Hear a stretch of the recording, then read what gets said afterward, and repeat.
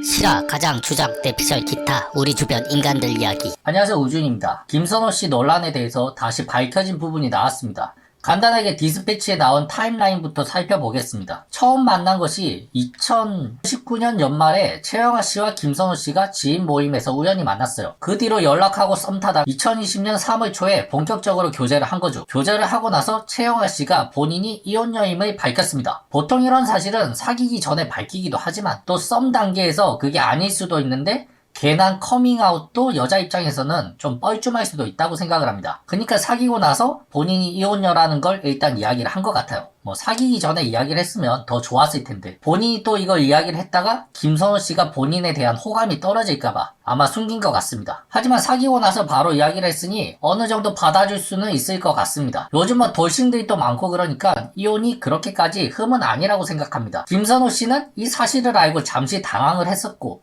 주변에서도 말렸지만 그래도 소신있게 최영아 씨와 교제를 시작을 했습니다. 최영아 씨는 본인이 이혼녀인 걸 인정을 하고 나서도 이 두 사람은 어느 그 커플들처럼 잘 지냈습니다. 부산이나 가평 이런 곳에 여행을 가기도 하고 한강이나 서울에서도 계속해서 데이트를 했던 거죠. 2020년 7월 7일 그것도 7월 7일날 헤어지다니 이날이 첫 번째 이별이에요. 이유는 최영아 씨의 반복된 거짓말로 인하여 김선호 씨가 이별을 고한 것 같습니다.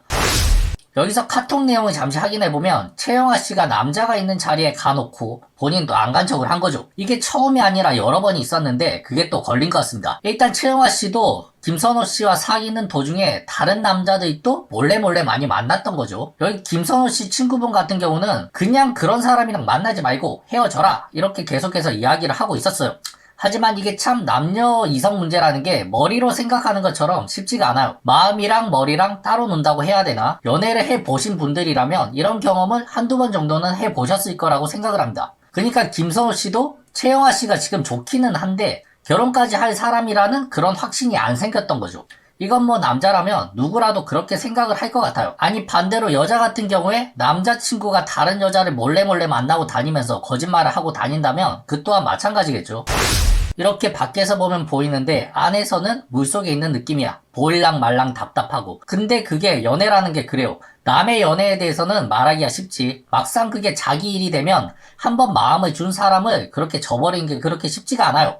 보고 싶은데 보기 싫은 이상하고 묘한 그런 감정 같은 게 연애를 하다 보면 생길 수가 있습니다. 자기 자신도 자기 감정에 대해서 잘 모르는 거죠. 이런 경우는 시간이 지나고 나면 더 심하게 느끼게 되고 도저히 안 되겠다 싶어서 헤어지거나 아니면 처음에 이런 감정을 느끼거나 그걸 두 사람이 잘 극복을 해서 극히 드물지만 결혼까지 가는 그런 경우도 있습니다. 그래서 최영아 씨가 김선호 씨에게 사과를 했던 거고 김선호 씨는 이를 또 용서를 해줍니다. 그리고 화해를 하는 이 과정에서 애가 생긴 것 같아요. 보통 남녀가 싸우고 화해하는 그 과정에서 감정이 상당히 격해지거든요. 울고 소리치고 그러다 보면 서로 흥분하게 되고 물건 같은 거 집어 던지고 밀치고 손목 붙잡고 그러다가 그게 화해를 하면서 육체적인 관계로 이어지고 마무리가 된 것 같아요. 이때 아마 아이가 생긴 것 같아요. 그리고 2020년 7월 24일 처음에는 김선호 씨가 임신 사실을 알고 축하를 해줬어요. 근데 머릿속이 복잡해졌겠죠. 이걸 낳아야 되나 말아야 되나. 심지어 2, 3년 사귄 사이라면 또 모를까. 만난 지도 얼마 되지 않았어요. 반년 정도 만났으니 좀 더 결혼하기엔 서로에게 시간이 더 필요한 게 아니었나 싶습니다. 그래서 낙태 종용을 했던 거고 최영아 씨도 그걸 받아들였어요. 근데 최영아 씨가 그걸 또 번복을 했던 거고 근데 김선호 씨가 다시 다독거리면서 설득을 했고 결국 합의를 하고 위로를 하면서 마무리가 됐었어요. 여기까지만 봐도 최영아 씨가 상당히 감정 기복이 심한 사람이란 걸 알 수가 있어요. 근데 제가 나쁜 놈인지는 모르겠는데 최영아 씨가 김선호 씨 몰래 다른 남자들을 몰래 만났잖아요. 제가 김선호 씨라면 뱃속에 있는 아이가 내 자식이 맞나 이런 의심도 잠시 해봤을 것 같아요. 제가 너무 쓰레기인가요? 그리고 다들 처음에 김선호 씨를 욕했던 이유가 헤어지기 위해서 낙태 종용을 했다고 하는데 이게 오해입니다.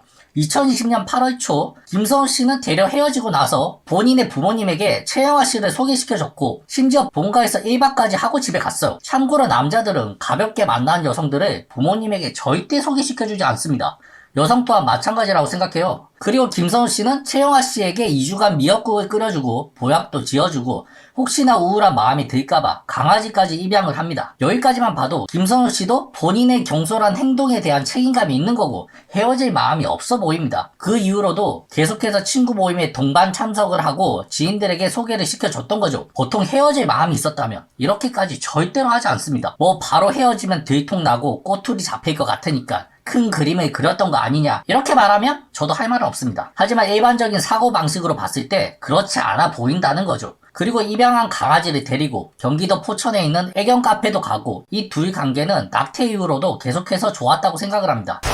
그리고 채영아 씨가 낙태를 하는 과정에서 김선호 씨가 가난한 유년 시절 때문에 돈에 대한 집착이 엄청나다. 수술비와 병원비 200만 원만 딱 보내줬다 라고 이야기를 했었죠. 그럼 거기에 필요한 돈만 주면 되는 거지 뭘 얼만큼 더 줘야 되는 건가요? 수술비와 병원비가 500만 원이면 500만 원을 주는 거고 1000만 원이면 1000만 원을 주는 게 맞는 거 아닌가요? 엄마 나 문제집 사기 2만 원만 줘.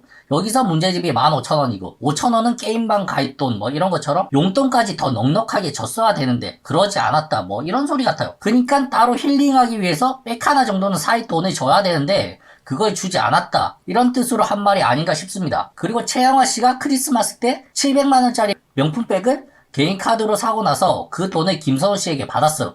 이건 또 무슨 시츄에이션인지 사달라고 한 것도 아니고 지가 지 돈으로 사고 나서 돈 내놔 이런 건데 추측을 해본다면 나 가지고 싶은 거 있는데 하나 사도 돼? 나 크리스마스 선물 뭐 해줄 거야? 그럼 나 사고 싶은 거 일단 하나 산다? 이렇게 해놓고 나중에 영수증 보여주면서 돈 보내달라 뭐 이렇게 한 것 같아요. 선호씨가 착하네요. 저라면 제가 같이 가서 사주면 사주는 거지 저런 식으로 사고 나서 돈 달라고 하면 저는 안 줄 것 같아요. 정 떨어질 것 같은데?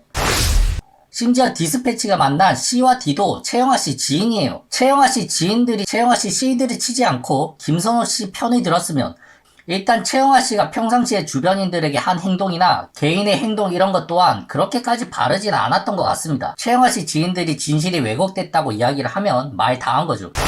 그리고 2020년 10월부터 12월까지 김선호 씨가 촬영하던 드라마도 이제 막바지에 다다르고 아마 바빴던 것 같아요. 그러다 보니 연락도 조금 소원해질 수도 있겠죠. 이때 또 채영아 씨의 불안감 같은 게 도진 것 같아요. 계속해서 전 남편의 부인들에게 연락이 온다. 조폭들을 풀어서 협박을 한다. 이런 말들을 하는데 이건 뭐 사실인지 망상인지는 잘 모르겠어요. 경계성 성격 장애라는 게 있어요. 관심을 받기 위해서 계속해서 이것저것 만들어내서 그걸 진실이라고 믿는 그런 현상들이 있습니다. 그 대표적인 현상이 불안장애 이런 거예요. 애정 결핍에서 오는 그런 일들 중에 하나죠. 채영아 씨 같은 경우는 아마 이와 비슷한 경우가 아닌가 그런 의심이 들기도 합니다.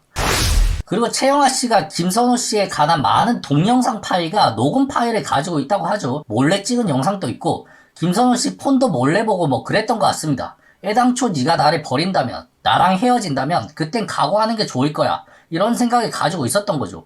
폭로를 생각을 하고 연애를 했던 것 같습니다. 하지만 김선호 씨는 2021년 3월까지 계속해서 채영아 씨와 관계를 유지를 했었고 본인의 공연에도 초대를 하고 연인처럼 계속 지냈습니다. 그러니까 다시 한번 이야기하지만 아이 때문에 헤어진 게 아니라는 말이에요. 그냥 성격 차이 혹은 계속되는 감정 기복 혹은 거짓말 때문에 신뢰관계가 무너져서 헤어졌다고 생각합니다. 그래서 김선호 씨를 폭로를 한 것이고 아마 녹음 파일과 동영상 파일을 짜깁기를 해서 2차 폭로를 할 생각이지 않았을까라고 생각합니다. 하지만 아마 여론이 조금 바뀐 것 같아서 2차 폭로는 아마 하지 않을 것 같아요. 2021년 6월 12일 이날 보낸 문자가 최후 통첩 같아요. 거기에 김선호 씨가 답장을 하지 않은 것 같습니다. 만약에 또 답장하고 만나고 그랬으면 아마 아직까지 그 연을 이어왔을 수도 있겠죠. 헤어지고 거짓말하고 또 싸우고 불안감 호소하고 또 거짓말하고 사치스러운 생활하고 이런 일들이 계속 반복하다 보니까 김선호 씨가 마음이 지쳐서 헤어진 것 같아요. 애당초 녹음 파일까지 가지고 있었던 채영아 씨 입장에서는 낙태 종용은 아주 큰 무기였을 겁니다. 저는 지금까지 김선호 씨 팬이 아닌 입장에서 제 의견을 밝혀봤습니다. 그래서 요즘 들어서 김선호 씨라는 분이 어떤 분인지에 대해서 더 궁금하기도 해요. 이런 낙태 종용 루머가 있음에도 불구하고 팬들이 돌아서지 않는 거 보면 정말 김선호 씨가 어떤 사람인지 궁금해지네요. 요즘 지리산 되게 지루하던데 갯마을 차차차나 1회부터 한번 봐야겠어요. 이상 우주인이었습니다. 선호 씨의 쾌유를 바랍니다.